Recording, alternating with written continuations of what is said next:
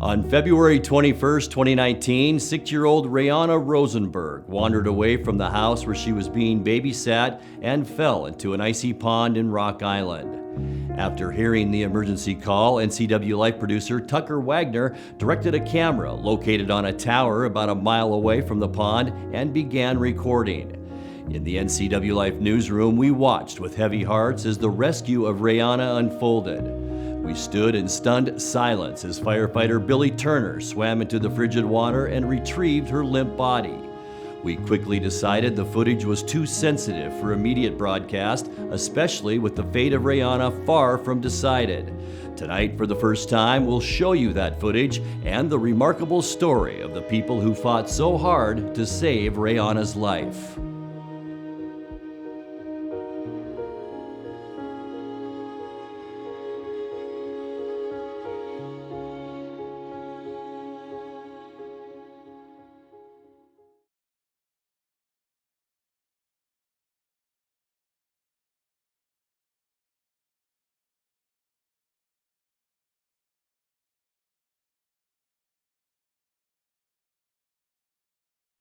What is the address of your emergency?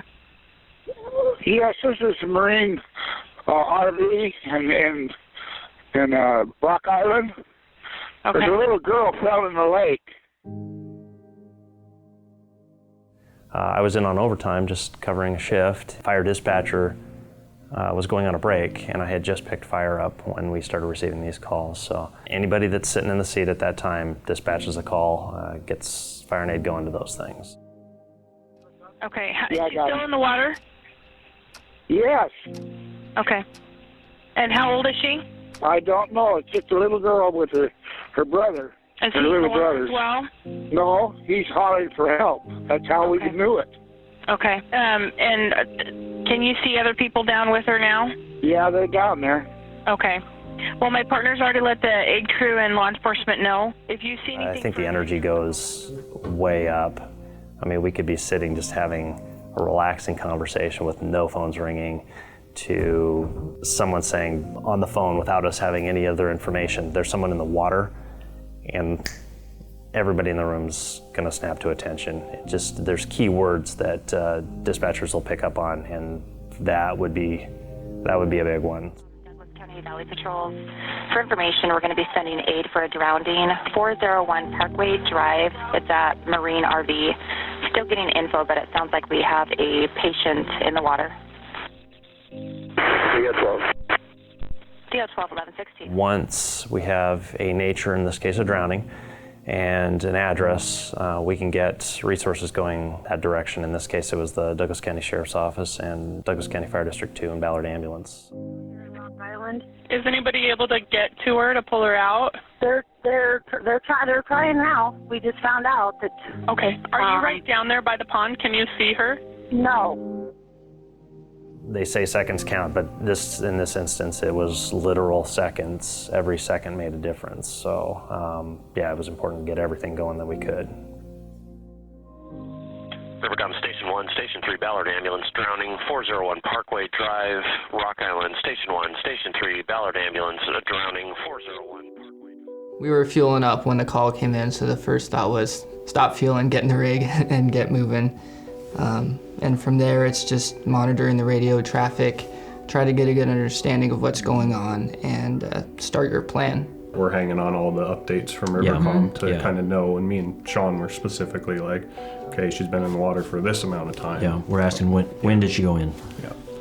Rivercom, all units, we have about 15 minutes under the water. 15 minutes. We're used to working on people in cardiac arrest all the time, but usually they're a lot bigger, a lot older, and they're in cardiac arrest from a different reason. So this kind of presents a unique set of circumstances.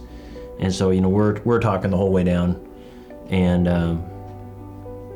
driving like maniacs too. Yeah. Just hoping and praying the whole way down that they get her out of the water. We know from training that in these types of cases, cold water combined with a fast response in a drowning situation can lead to a very successful outcome.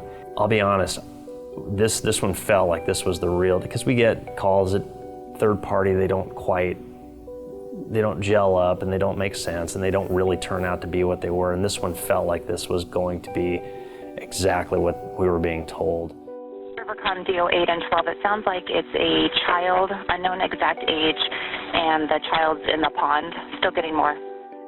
The call came across on the scanner and the word got around that there was a girl drowning. In this case, we were preparing before we got the call from EMS crew. Usually the EMS crew calls with an ETA, with vital signs, with chief complaint. As soon as we find out somebody's that sick, we kind of empty out a room, assemble the team, we call all the people that we need, and just wait for the patient to arrive. And while we're waiting, we kind of talk about what's going to happen, what the responsibilities are, what the general plan is. Honestly, in that situation, you're not really prepared. I think our training allows us to kind of tap into the experiences that we've had before, but you're never really ready for something like this. On the dispatch side, it was out the door in under 60 seconds, and that's fast. It really came down to the fire side of things, the ambulance side of things. They were just flawless in their execution and how they got out there and dealt with it. Agent 1's arrived, Rescue 1, Command 2202 arrived, 11:27. This crew is altogether, they're just a quiet, mild-mannered crew that at the snap of a finger will rise to the occasion and just go to work. And when they go to work, they're animals. I mean, they just get with it and take care of business. Ballard, Douglas County 2 responding. Believe the child fell through the ice. Our caller's saying they're not able to get to the child. There's thousands of different variables that could have been thrown into this that would have changed either the outcome or the process. You know, different people going in before we get there to try to make their own save, or police officers. Douglas County 2 Sheriff's Office is asking if you have the inflatable. Rivercom Rescue 1, we do have an inflatable kayak. Received. You know, for me, having kids, my thought was, I'm going to do whatever I can. Even though this is not my child, I'm going to go in there and do what I can like it was my child. If there's opportunity to go and make a save or go make an impact on someone's life, we are going to do it. So just having, that being a kid, having kids, it's like, we're going to give this all we can. We got the call, my swim gear is right behind me. My driver looked at me and said, "Hey Billy, where do you want your rescue gear, your swim gear that morning?" And I said, "I'll just take it in the back seat, and that's not normal." I knew Jacob was getting dressed, I was getting dressed en route. You're planning this stuff through your mind, you're actually playing it through your mind, like what are we going into? DO 12, Chelan County has no ICE certified divers. They're checking for outside help. Once I got on scene and got to that bank, I knew that I was going to go in the water, and I just took on that responsibility. Either I was getting in the water or I was going to be some sort of support. You don't ever know until you actually show up and visually see. Now we've got to react. As soon as I got out of the vehicle, I had almost immediate sight of what I thought was her. You can see that I run down the bank, and the whole time I'm looking out into the water, and what I saw was a small hood, looked like a cone, and it in fact was her hood floating on the water.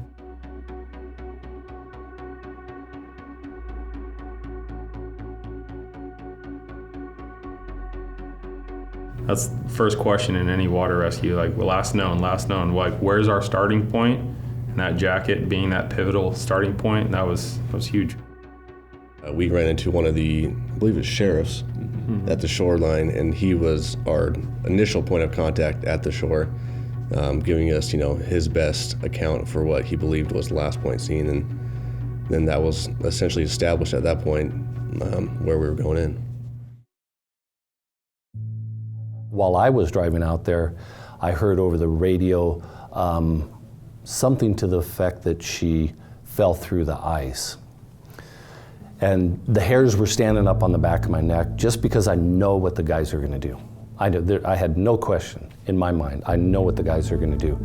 And I was thinking a hole in the ice and them going through the hole in the ice. So it was a little worrisome for me.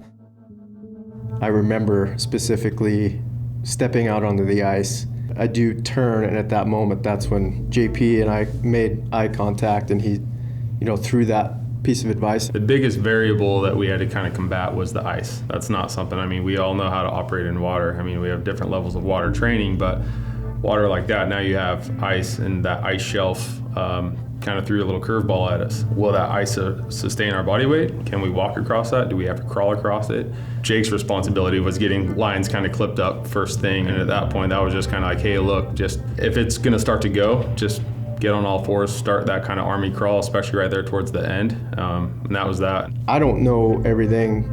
None of us know everything, but once we come together as a team, I'll take whatever I can get, even if it's just that I hear it, then I can perform. And I remember specifically that advice helped me, and you can see it in the video. I went down to crawl thinking, this is definitely gonna break when I get on it. So I remember crawling into the water, little specks in the water that I could see, the hood.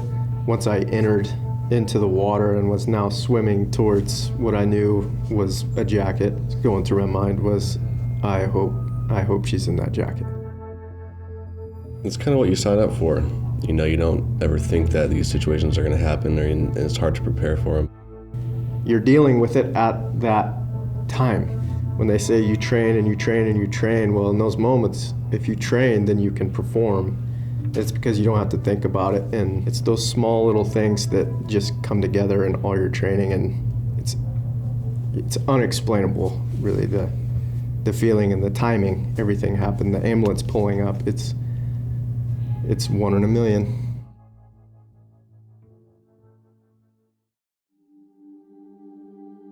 I just remember grabbing her, putting her head up on our shoulder and doing the tap my helmet. I didn't even think about it, but that's the signal, I've got one. And I heard it from the shore, we've got one.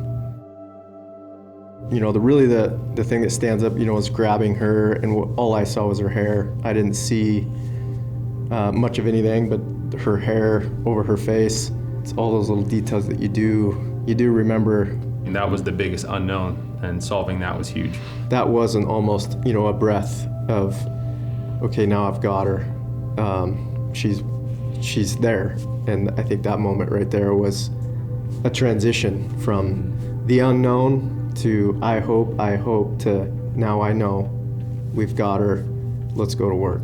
I saw him grab her, it was like, game on, let's go. Now we know what to do kind of thing. My main focus was Bill, because he was just coming out of the water. Everyone kind of left, so all my attention went to him. You know, how are you doing? What do you need?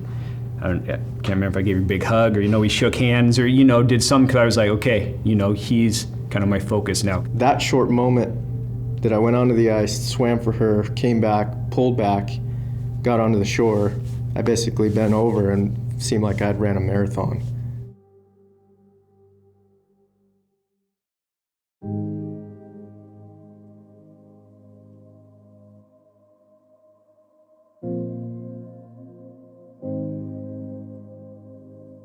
The handoff is definitely probably the hardest part for me to deal with, just because that's when you initially have physical contact. Because at that point, I just remember getting a little bit of tunnel vision and just thinking, okay, I have this kid in my arms now, but now where do I need to go? And so I actually yelled medic, like on the way back to the shoreline. They pretty much pull up and put their car in park when I open the back door, or somebody opens the back door for me.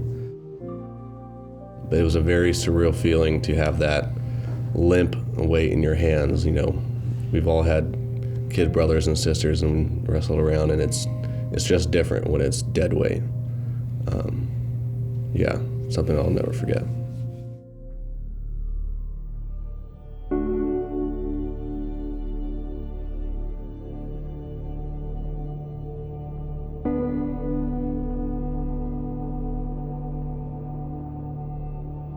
You know, it was a tragic moment that we didn't know the outcome at the time.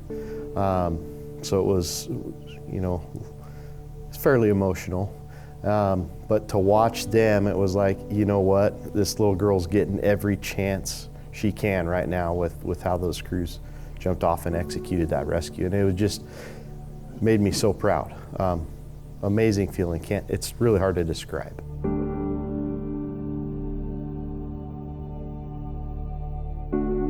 The way it went down and the way it worked out was a 1 in a million shot, to be honest.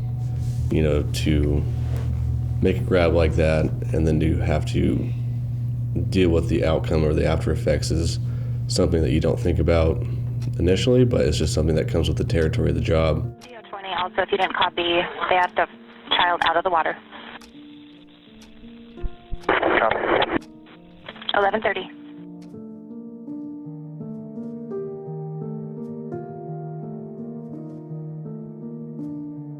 I saw the little brother and knew that he was the little brother just by the way he was reacting, so I just went over and I grabbed him and I gave him a big hug and tried to reinforce, you know, hey, she's in good hands now. You know, I can't even, you know, at that moment for him, can't even explain what he's feeling. I believe he started the whole process that allowed her to survive. Right away, he went into the closest neighbor, let them know, and they called 911. It has to start somewhere, and it has to start early notification of EMS and get us responding. So without him, she's probably not here. I know Grandma was on the shoreline too, so I grabbed them both and I just asked them both if, you know, we could just say a little prayer. So we did, and I think that may have helped. I needed that just as much as they did, but and then it was, you know, just trying to catch your breath and wondering, you know, can I get in there and help? Is there room for me in there to help? Which there wasn't. I don't think you could have fit another human being in there, but she was in good hands, so it's just about taking a breath and trying to start process. Control. We're on scene. 4 is on scene, 11:29. Our biggest celebratory moment, for lack of a better term, was when we heard they've got her, she's out of the water. Then it was like game on. Yeah. Oh man, we got something we can do now. Once we got there, you know, we knew we needed to get it set up in the back, and they were bringing her to us like right away. I saw them coming out of the water, and so we knew what we needed to do, get back there and get set up.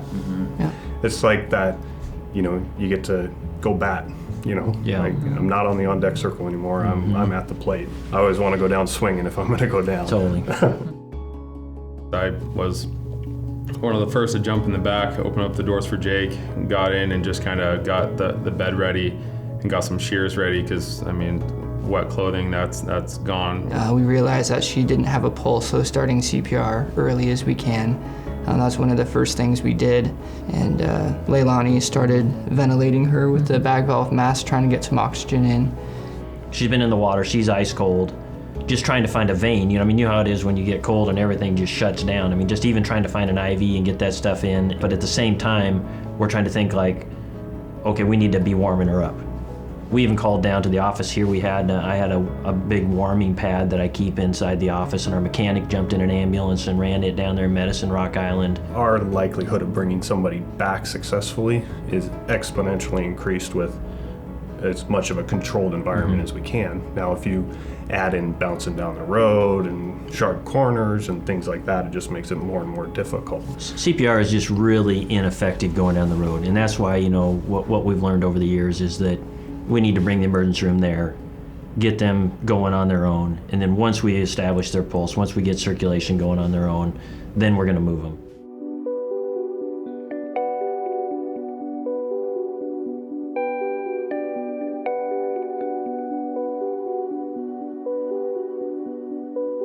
I think it was when we started to see electrical activity on the monitor, and then Mike could hear heart tones. He was listening to her pulse. And my thinking went from, we're not going to be in a situation where we're not going anywhere, we're going to end up calling this and we're not going to transport, and now we can move on to the next set of steps because she's made it past that hurdle. That's a huge relief. We got an electrical rhythm back pretty quick. Pretty quick, within the first 5 minutes or so. Yep. Yeah. And then, you know, probably at about the 10-minute mark, and we kept on, we'd have this electrical activity, it's looking pretty normal, but then we'd stop and we'd check pulses, and you wouldn't have a pulse, so we'd keep doing CPR. And we went through that a couple times, and then all of a sudden it's like, you know, that just looks too normal, you know, so then we stopped and we listened to her heartbeat, and we could hear, that faint heartbeat, and then we could feel just a really distant, weak carotid pulse. It's pretty cool to be able to give that information out to all the rescuers that are there, because you can definitively see everybody, kind of get some air back into them, and they get even more motivated. I definitely think hearing that she had a heart rate was my moment.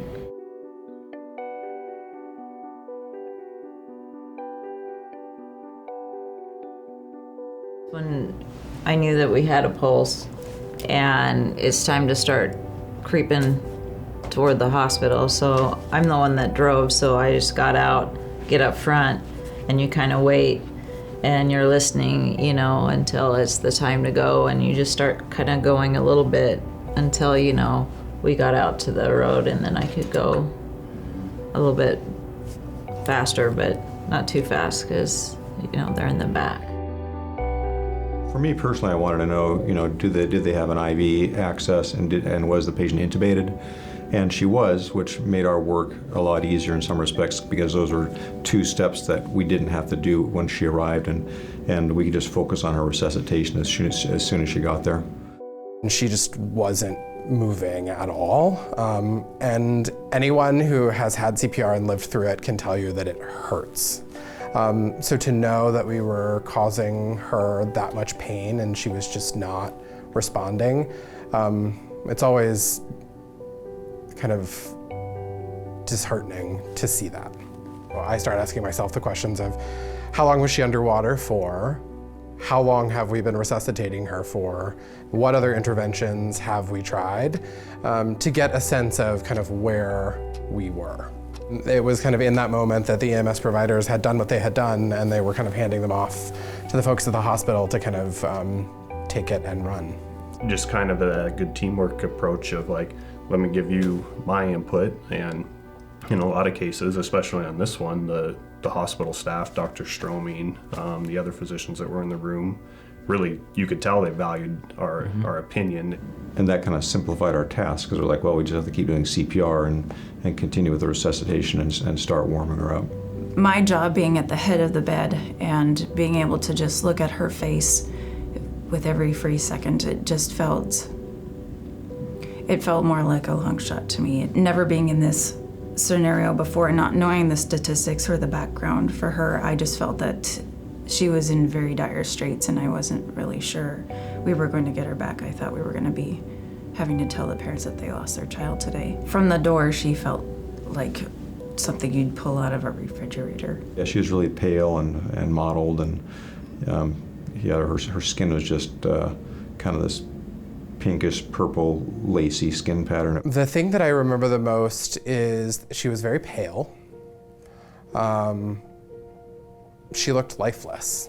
And it's never good when you see that. How we warm these patients up is you turn the thermostat up in the room. We have a special air-filled blanket called a bear hugger. We put warm saline bags in all the areas where there's a lot of exposed veins and arteries, so the neck, the armpit, the groin. Natalie kept irrigating her stomach with warm water or saline during the entire time. She was extremely cold, as you can imagine, which was, the thing that ultimately saved her. But, they have to go through that process then of, stabilizing her by warming her back up. So there was a lot of that going on, and, just fighting the fight to keep her alive. It was one of those things where I was optimistic about it, but, it was cautious optimism, because they're still, they're in dire straits at that point in time. It was 50-50. We were really anticipating that we were going to get a pulse back, but that didn't mean that we ultimately thought that, one way or another that she was going to live or not. But we were super hopeful. There was a lot of people in there praying for her. It's always stressful and traumatic. I mean, it's mentally taxing, it's emotionally taxing. It's different every time. Yeah, I mean, having done 1 or 2 drowning resuscitations in your career, it doesn't make it any easier or any less stressful. There was a security guard on standby for a nearby room, and he was a mess. He couldn't hold himself together. Later I find out he has children at home. You had a hard job though, because you were at the head of the bed. She had to irrigate her stomach with a nasogastric tube, so she was like in her face the entire time. I mean, we had her covered with a blanket, her head covered and everything, but yeah, she was kind of always up there at that end, and that'd be difficult. I'm still very new to this. I'm still find myself emotional in that room, but then once you find that task and you know that you're doing something that is helping, whether it be irrigating with the nasogastric tube or to replace saline bags around her gritty hair or replace the towel, and I got cut away in the work. Everything else started to fall back. Not that the stress went away, not that the emotions went away, it's just that I was able to more meditate on what I was doing to try and best perform for her. She was my first patient of the shift, but she was all I had to think about and take care of. I didn't have to divide my attention to any other patients that I was seeing at the time, so it worked out for the best. You know, as we went in and out of the room, and sometimes we would help out in the room, sometimes we were there with the family. At the times when I stood back and I looked, it was this epic battle, but it really seemed like people were leaned into, and just here's a little girl, this is a young and an innocent, and everybody was just, much more with it, that much more on task, and just super focused beyond what you would normally see, and just going at it hard. It was an epic battle.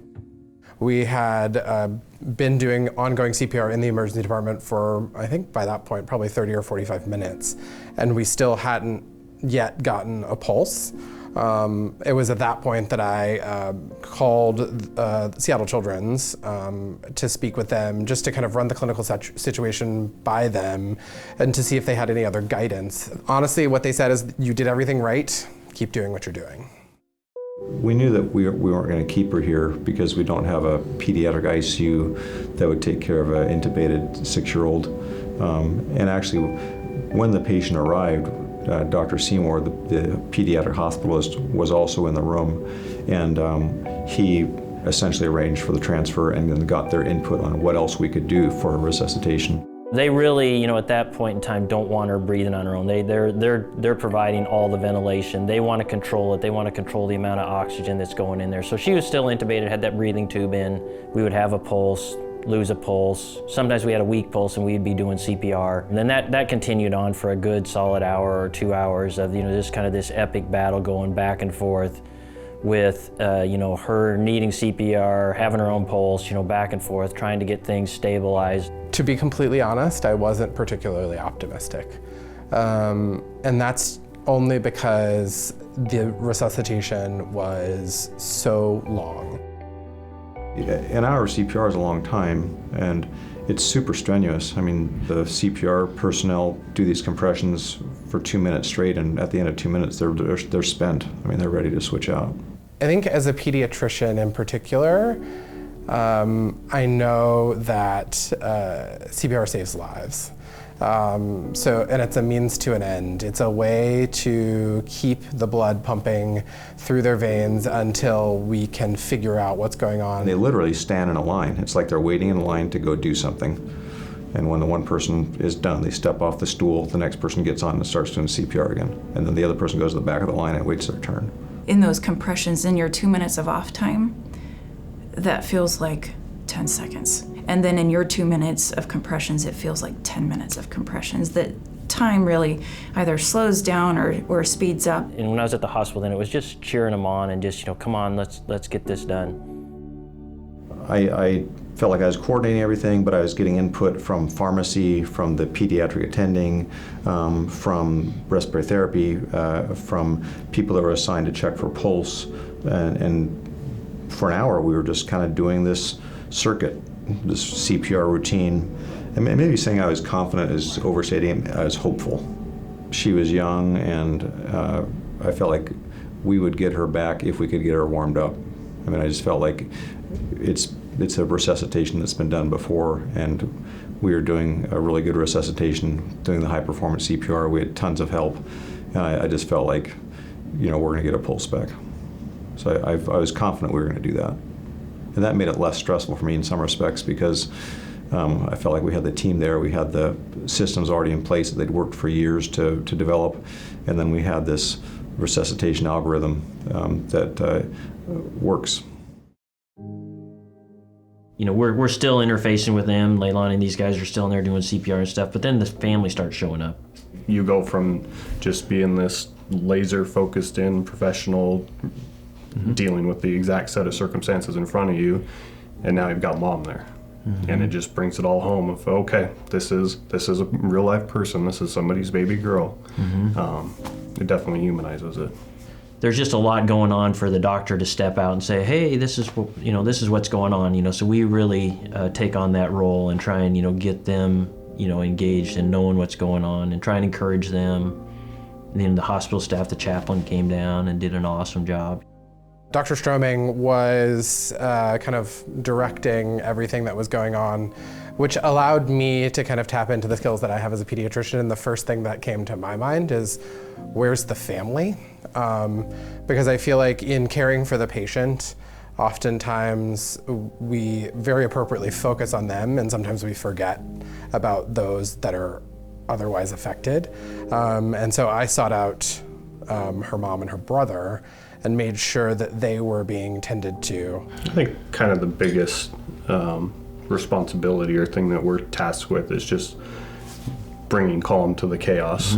That has to be true with the family members, has to be true with the patient, the receiving facility, the rescuers that were there with you. I think if we're doing a good job, part of that is just calming everybody.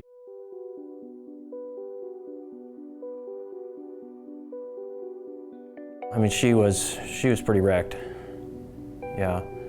I mean, you could just tell, very, I wouldn't say confused, but just, just overwhelmed. I'd say is a word I would use. I mean, just one moment you're, going in to take care of some business, and the next thing you know, somebody's telling you that your daughter fell in the pond and they pulled her out, and, and then some of you walk in the hospital and they're saying we had to do CPR, and they're still doing CPR and they're on and off, and she's super cold, and she's unconscious, and she could look in through the curtain and see things going on, and so just overwhelmed, and I don't even know how else to describe it, but just that lost feeling that a parent would have when something's happening to their child. And I was very honest with Becca. I said, she's obviously this is very serious, but here's the good things that we've seen. Right away, within 10 minutes we had a pulse down at the scene.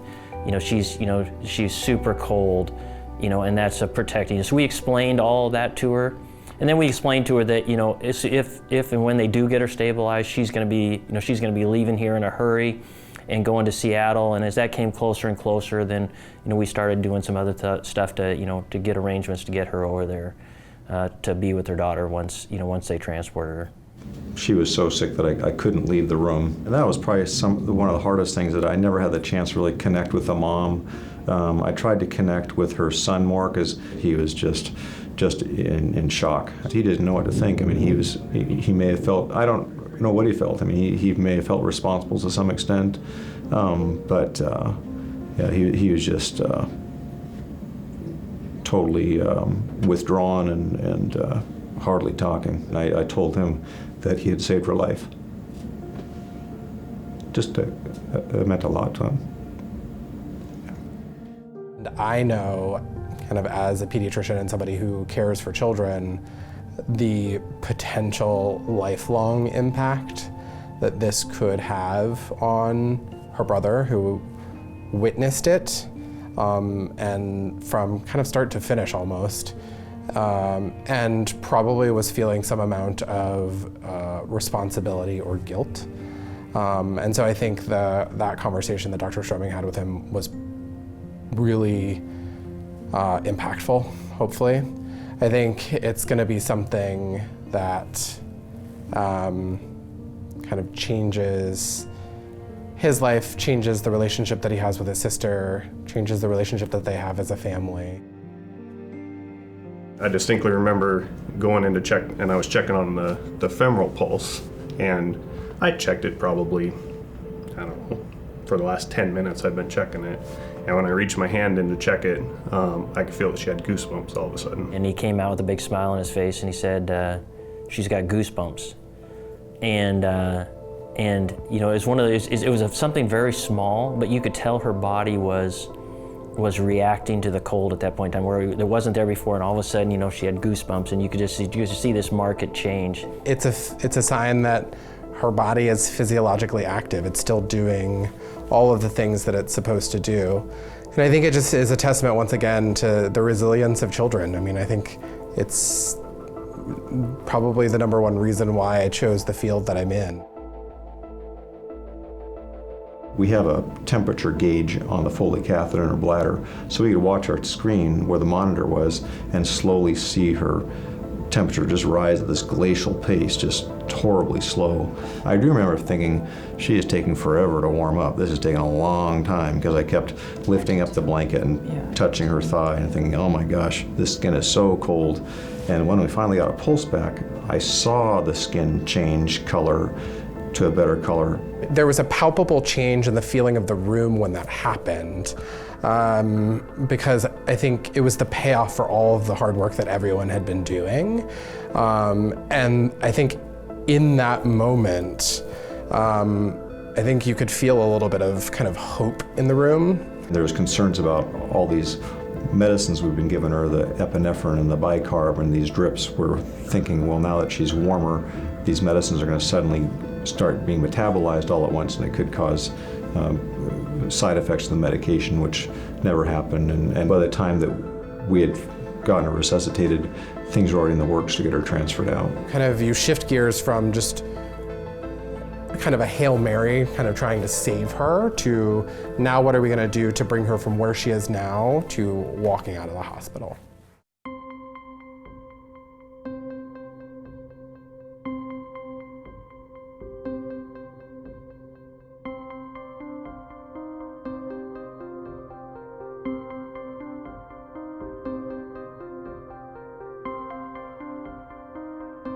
Life in the ER came flooding back. I left the room and I started attending to my patients again. And I remember just trying to sneak in. You know, I'll look, is she sitting up in bed? You know, you're just hoping, you're just having these hopes of what, come on, just a little sign of something. And I remember watching the life flight crew getting her on their stretcher and wheeling her off, and I remember thinking, I'm just sending all of my prayers. What stuck out in my mind is that Children's Hospital sees super sick people all the time, and you know, here we were at yet another community hospital sending them another patient that they have to take care of. But they were impressed enough by what we had done that they called us back and told us that we had done a fantastic job resuscitating that kid, which was high praise coming from Children's Hospital. I mean, they were obviously impressed with what we had done, which meant a lot to hear that. That's the first time ever. Yeah. I mean, it's unsolicited praise. They called us back to tell us we did a great job, and they were thankful that we hadn't given up on her. It feels nice when the institution that you send your sickest patients to calls back and says, hey, you did a good job. And I feel like it just affirms all of the kind of hard work that we all put in every day. Her hard part was still coming. I knew that her recovery was going to be the hardest, because we didn't know about her brain function. We assumed she'd aspirated and inhaled a bunch of water. We didn't know what her lung function was like, and those complications from that alone develop over days to weeks. Having done what they could to save Rae'Ana Rosenberg's life, medical crews at Central Washington Hospital prepared the girl to fly to Seattle Children's Hospital. By that time, the efforts of many skilled professionals combined with several turns of good fortune had given her a chance. It could have been so much different if not for an air pocket in the hood of her jacket that kept her from sinking into the icy water. Firefighter Billy Turner, acting on some unknown instinct, had his rescue gear placed in the back seat of his fire truck that day. Turner then spotting that hint of her jacket far out in the water. A precision performance by a team of Douglas County Fire District 2 firefighters born of dedication and extensive training. Ballard Ambulance arriving on the scene just as Rae'Ana was pulled from the water. And from there, thanks to the tireless efforts of paramedics, doctors, nurses, and other medical personnel, Rae'Ana had a chance. At the end of the resuscitation, there would be kind of one of two outcomes. I think one, she would go to Children's, one, she would not. And I think that over the course of the resuscitation, we were trying to get a sense of which direction we were going, because it's not until we have kind of reestablished kind of her cardiopulmonary circulation, her heart starts again, and she starts pumping her blood for herself, that she would be able to go to Children's and the story could continue. Everybody was kind of ready and kind of waiting for the moment to pull the trigger. And at the end of the day, I know that everybody in that room did the best that they could to bring Rae'Ana through this ordeal. It went well. It kind of, we got the ending that we were hoping for. As she was loaded aboard Life Flight for the trip to Seattle Children's Hospital, all the people who had worked so hard to prepare for that flight knew there were many challenges ahead for Rae'Ana, but they also knew she was in good hands. She had a breathing tube. She was not breathing on her own. She was on a pretty hefty dose of a medication to keep her heart pumping. For all of those reasons, she was in a very critical condition. But that's why Life Flight is such an amazing resource and tool that we have in the care of patients like this who ultimately are in the wrong place at the wrong time. It can be the difference between kind of living through the ordeal or not, because we have the ability to take somebody in such a fragile state and put them in an airplane and fly them to a hospital where they can receive the care that they need, and in the meantime have really incredibly trained respiratory therapists and nurses who are able to provide care for them so that they make it. And they not only make it, but they do well. Seattle Children's Hospital is widely recognized as one of the top medical facilities of its kind in the nation. But it was a very sick little girl who arrived in Seattle February 21st. In the days ahead, as information on her condition at Seattle Children's Hospital began to trickle out, hundreds, if not thousands, of people in the Wenatchee Valley anxiously hung on every word. At first, the news was mostly encouraging. Her first night at the hospital, she moved her arms and legs and opened her eyes. But several surgeries were to follow. On February 25th, after suffering through a rough night, Rianna took a turn for the better and improved enough to be upgraded from critical to serious condition. But on March 1st, her condition took a grim turn. Rianna would need to be hooked up to what's called an ECMO machine.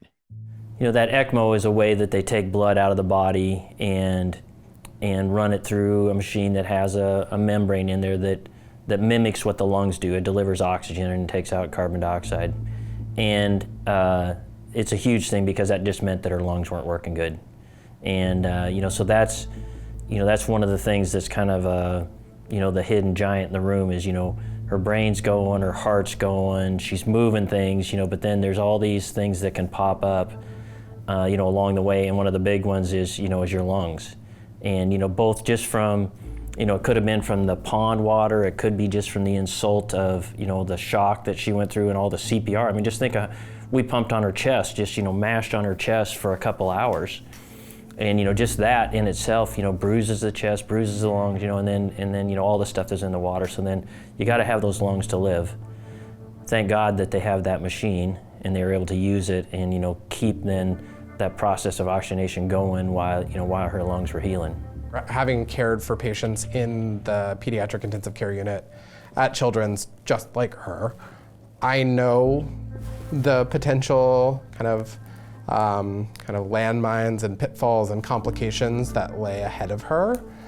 And so over the next few days, I heard that as she kind of woke up from the sedation, she was trying to talk around her breathing tube, and that it seemed like that she had a fairly limited, if any, amount of brain injury, which was really reassuring. But I knew that the other shoe hadn't yet dropped and that we hadn't seen the complications of what it's like to drown in a freshwater pond with really dirty water that fills up your lungs and causes really bad infections. and causes your lungs to not function. And so I knew that it was likely that she would need to be on ECMO or bypass, which ended up happening. And once you are on ECMO, it comes with a host of other complications and trials and tribulations. And I've cared for many patients on ECMO before, and I've seen things go well and I've seen things not go well. She was on the verge of death, yeah. And I stopped over to see him. I had training in Seattle one day, and so I stopped over, and she told me the night before, she said, the doctor that was taking care of her said, your daughter's the sickest child we have here at Children's. And I was like, I'm thinking to myself, that's not good. There's a lot of sick kids at Children's. I mean, there's people that come from all over the West Coast with super serious cancers, this, that, all kinds of injuries, and they're saying she's number one. And the next day when I got there to visit, we were talking outside her room, and she was in such bad shape that like even people talking in the room, upset her to the point where they would, she would crash. And so they had us outside, anybody that went in the room couldn't talk, it was just she was really on the verge. And another one of the physicians, resident physicians came by, and she said, Becca asked her, and she said, last night, so-and-so told me that, she was the, sickest kid here in Children's. And the resident thought to me, she goes, well, she's definitely in the top 3.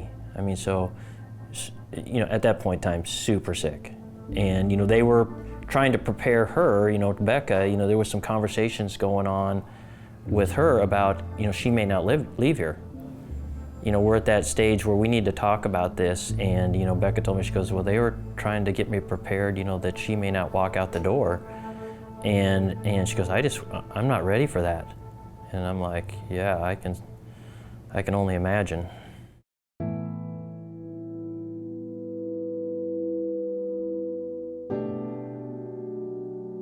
Becca had my phone number, which I freely gave, as we needed to talk about certain things so that I could keep informed and keep our participating GoFundMe members that were on that page updated about what their needs were. So I was involved with her, and one time she called and she said, because it was a down moment, things were a little bit harder, and she called and really didn't have anything to say except for she asked would I pray with her. And with all my heart, I sat there outside, and for about 5 minutes, maybe 10 minutes, we just sat there and I prayed for her and her family, and for Rianna, and for all of us to have strength. In addition to being hooked up to the ECMO machine, Rae'Ana would also need surgery for blood clots that had developed. Anytime you do surgery, and just from the original incident of her having a lack of circulation, you're at risk for blood clots. She ended up with some blood clots in an arm and a leg, and then after they put the ECMO in, she was doing better, and then all of a sudden started struggling again. Well, then they found a big clot in her chest, which was impeding the function of her. It was right in the middle of her chest, and impeding the function of her heart and her lungs. And so the thing is that once you have surgery, you don't want to give them blood thinners because that you've opened up the body, you've cut the tissue, and so you're at risk of bleeding. But then when you have blood clots, you want to thin the blood so that the clots don't form. So you're really on this this teeter-totter of where do you go? You've got blood clots, but you just had surgery. You've got these tubes in there, and but you don't want to thin the so all this back and forth thought process. And luckily, the folks at Children's were able to navigate that. The turning point in Rae'Ana's recovery came March 21st, 1 month to the day after she arrived at Children's Hospital. She underwent yet another surgery, this time to remove the big blood clot near her heart. The surgery was successful, and the next day she was removed from the ECMO machine. In addition, she was finally taken off medications that had been used to keep her sedated. For a while there, it was kind of touch and go, and then the very next week, it seemed like she really turned a corner, and it was fast track. Good job, leaders. Crazy. Unbelievable. Is that difficult? Yeah? You're doing such a good job. When I came over, I think it was the second time to visit, and you know, she was wide awake, and Becca said, "Here's Sean," you know, and she looked over and smiled, and you know, you could see her mouth in those words. And then one of the things that was just odd, I mean, this is why I was there that second time. You know, the last time I had, you know, when I was working on her and we were doing IVs and doing all that stuff, you know, she was just ice cold. I mean, just, you know, just as cold could be. And so then I was helping sit her up so they could readjust the pills, and I put my hand on her shoulder, and all of a sudden she was so warm. I mean, you know, just probably, you know, warmer than normal, had a little fever, and it just almost gave me a shock, you know, just how warm it was. It was, you know, to somebody who, you know, hasn't felt them when they're ice cold like that and dead, it was just an amazing thing for me. We went over to Seattle for a stair climb, March 10th, and then I know I went the day before and visited. At that point, she, you know, there was no conversation. It was just a visit to Mom, and, you know, to see the boy again and deliver some goods. There was a lot of people that came together in this community to fully 100% support that family. Kind of hit home a little bit, like when we went over for the firefighter stair climb, when we got to see Rianna and at Children's, and just reached down and I just kind of like grabbed her hand and just, I forget what I said, but then immediately after that, I remember Mom gave me a hug and was like, "You saved my daughter's life," and that kind of like, that hit a little hard. I was like, wow, okay. I made one more visit to Children's Hospital when she was starting on the process of, you know, really recovering, and then just recently at the Classy Chassis, spent some time with her and got to hang out with her and the family and enjoy, you know, the fun times. So yes, very much still involved with her and her family. On March 26, people in the Wenatchee Valley, many of whom had already donated money to Rianna's family through Facebook and GoFundMe, met at Blue Spoon Yogurt in East Wenatchee for a fundraiser. Included in the crowd were many of the firefighters and medical personnel who had saved her life. The line was out the door for at least an hour and a half to 2 hours, I think, before it finally stopped being that long. But I didn't even get a yogurt until the very end. But it was the community was showing up. We had schools there. We had young ladies from schools doing, you know, gymnastic moves and stuff out there with signs asking people to come in, and the whole community showed up that night. It could just put us over the top of our GoFundMe donations. April 10th, Becca, who had been by Rianna's bedside from the start, had to leave to give birth to her third child, Rianna's baby sister, Eloisa. Say hi, Mama. Hi, Mama. The joyful moment was followed by many more, and on April 26th, more than 2 months after her fall into the pond, Rae'Ana was discharged from the hospital. She wanted 2 things, her mother said, a stop at McDonald's and a swing on a swing. She got both her wishes. A lot of people coming up to me and saying, "Hey man, you're a hero. You're a hero." And I want to make it clear that that's not what I think. And but that's what was happening. And you know, in those moments, my 2 boys are with me.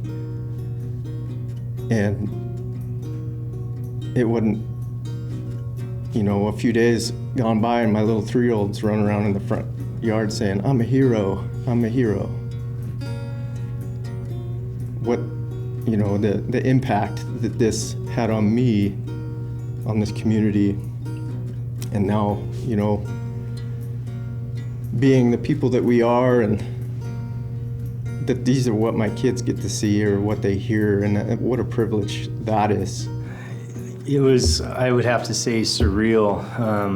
Pretty much throughout the whole event. I mean, from the time that we saw it pop up on the screen when we were training here at headquarters, to all the things I'm thinking about as the overall incident commander, thinking about safety and what can we do. The way it played out, I have to say I've never been a part of something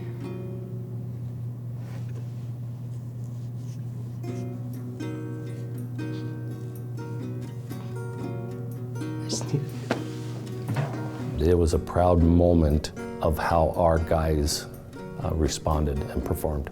It's almost like a community rescue in my mind, because the community of Douglas County Fire District 2 said, yes, we're willing to pay you more money to increase your programs. And we said, thank you. We increased the programs.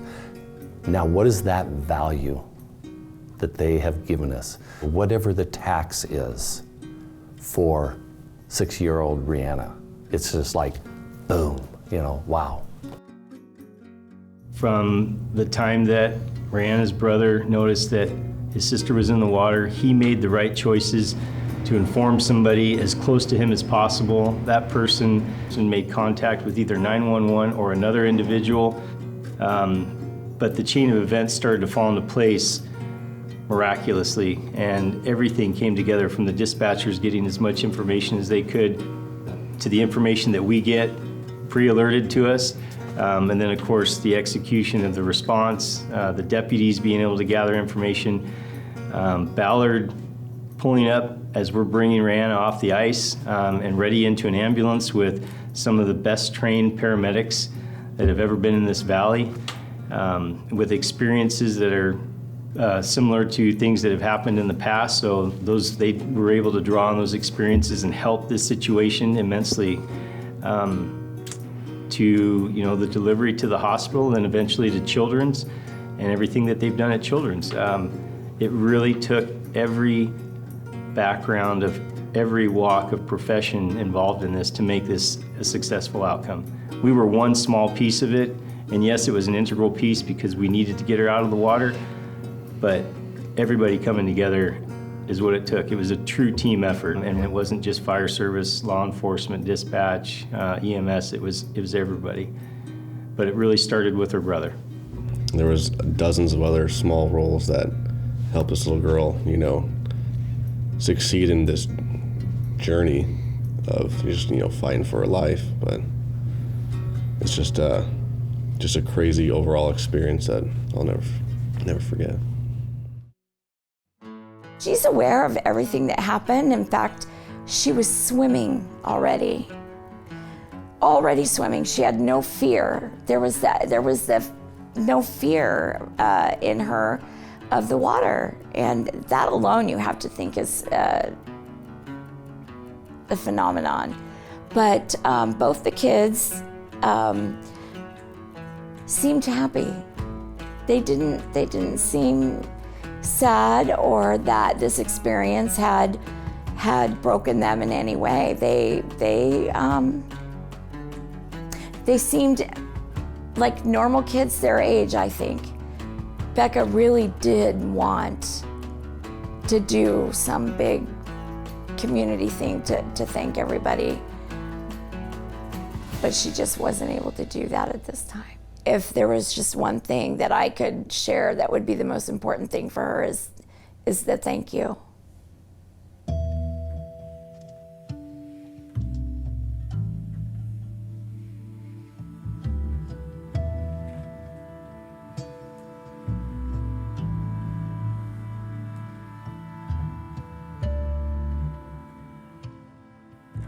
What a privilege it is to work in healthcare. I mean, sometimes it can be an incredible burden. You can be incredibly burnt out. But I look forward to coming in. This was a perfect storm of a terrible situation. Everything that happened flawlessly. We had that fundraiser for her over at Blue Spoon, and all the kids wrote little notes. Well, I've got 2 little boys, and Garrett wrote, who's my 6-year-old, and Sean was telling me about, that was the last note that Rianna read today, and that kind of brought it home to me, like, oh, this is pretty cool. And you know, I had the pleasure and the joy of praying with Becca multiple times, and it was that was a very special thing for me. And multiple people were lifting up prayers for her, and you know, the thing she said over and over again is how much comfort that brought her.